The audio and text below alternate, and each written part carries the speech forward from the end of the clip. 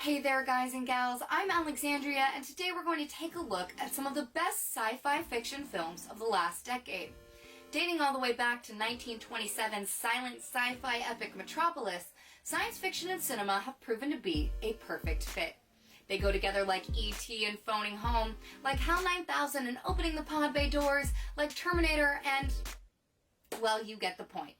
Audiences have always been captivated by exploring the what-if, related to topics like time travel, alien life forms, and artificial intelligence.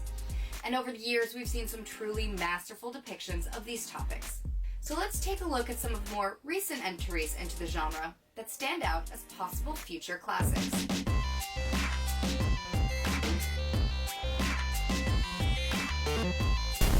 In our number 10 spot is 2013's release, Snowpiercer.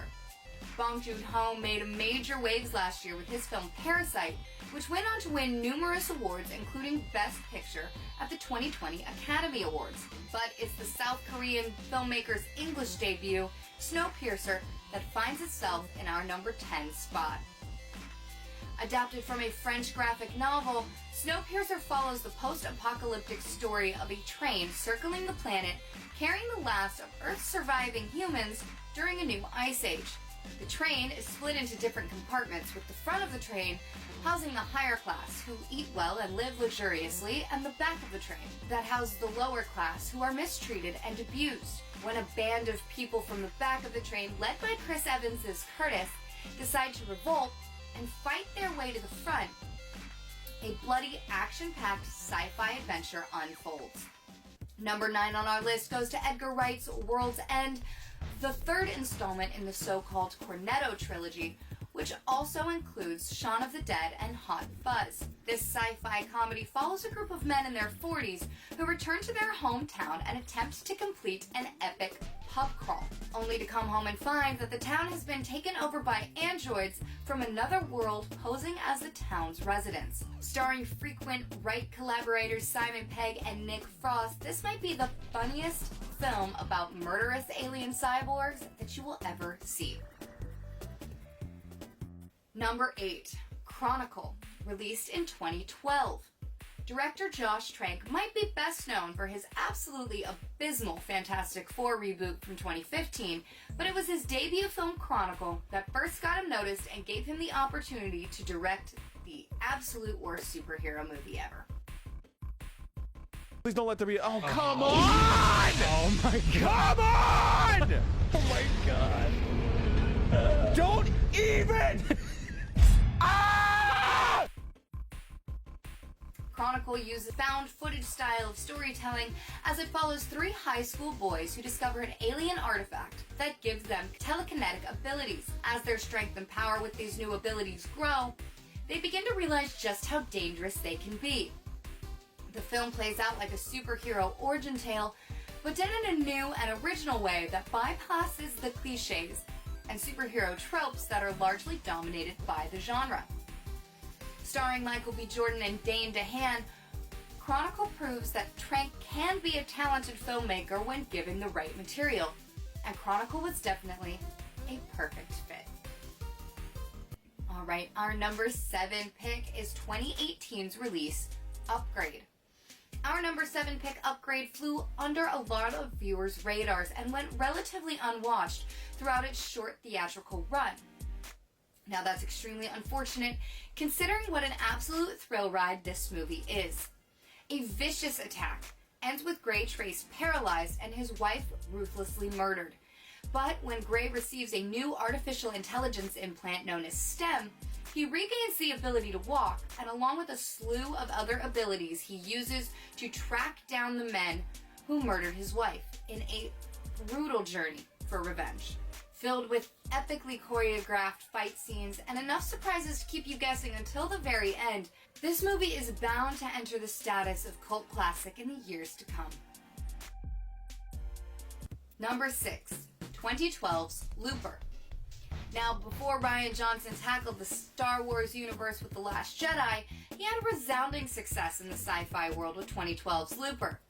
Now, no matter what side of the fan debate you fall on regarding the quality of The Last Jedi, whether you think it's a masterpiece or whether you think it's the worst thing to happen to Star Wars since Jar Jar Binks, we can all agree that Looper is in a league of its own, featuring an absolutely stellar cast led by Joseph Gordon-Levitt, Bruce Willis, and Emily Blunt, as well as a superb script, elevate this film above other lackluster sci-fi films from the same year. Joseph Gordon-Levitt plays Joe, a hired hitman for the mob in a future where time travel is possible. Joe's employers send their targets backwards in time, where Joe, known as the Looper, is standing by ready to eliminate them, leaving no crime scene or evidence in the future. But when an older version of himself, played by Bruce Willis, is sent back as the intended target, Joe becomes entangled in a mystery and a race against time that he may not survive. In our number 5 spot is 2018's release, High Life. Robert Pattinson may still be primarily known for his role in the Twilight series by many, but the actor has gone on to have incredible success with smaller, independent, and more artistic cinema like Good Time, The Lighthouse, and our number 5 pick, High Life. High Life is a dramatic, slow-burning story in the vein of classics like Kubrick's 2001: A Space Odyssey and Tarkovsky's Solaris, following a man and his young daughter who are now the only remaining survivors on a space shuttle hurtling towards a black hole. This beautifully mysterious tale unwinds just a little at a time, never giving away too much.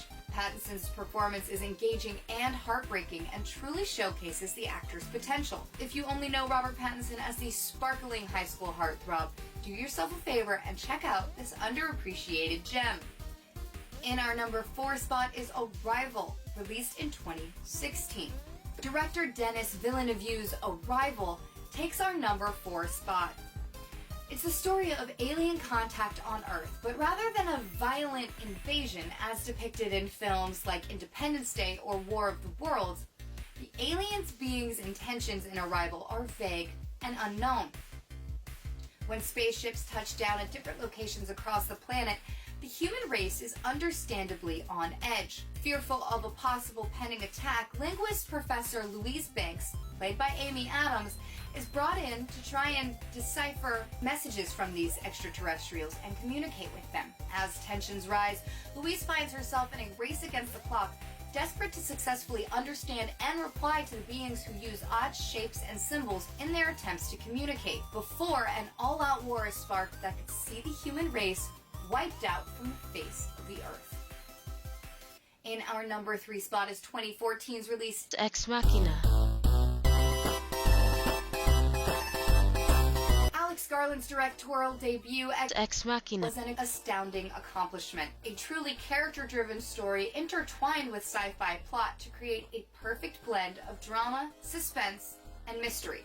This film also went on to win Academy Award for Best Achievement in Special Effects. Domhnall Gleeson plays Caleb, a programmer for a major internet company who is chosen to spend a week at the estate of his firm's eccentric CEO. When he arrives, Caleb learns that his purpose at the estate is to act as the human component in a Turing test, a test designed to determine the consciousness and abilities of artificial intelligence. Once face-to-face with the incredibly beautiful, lifelike, and extremely intelligent robot, Caleb begins to realize that her intellect is far superior to anything he could have imagined, and that his boss's motives may not have been as innocent as they first appeared.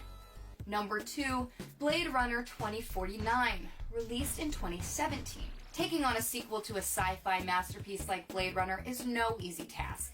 After all, Ridley Scott's 1982 film is widely considered one of the greatest sci-fi fiction films of all time. So, when it was announced that a sequel was in the works over 30 years after the original film's release, and that Ridley Scott would not be returning to the director's chair, fans were skeptical to say the very least.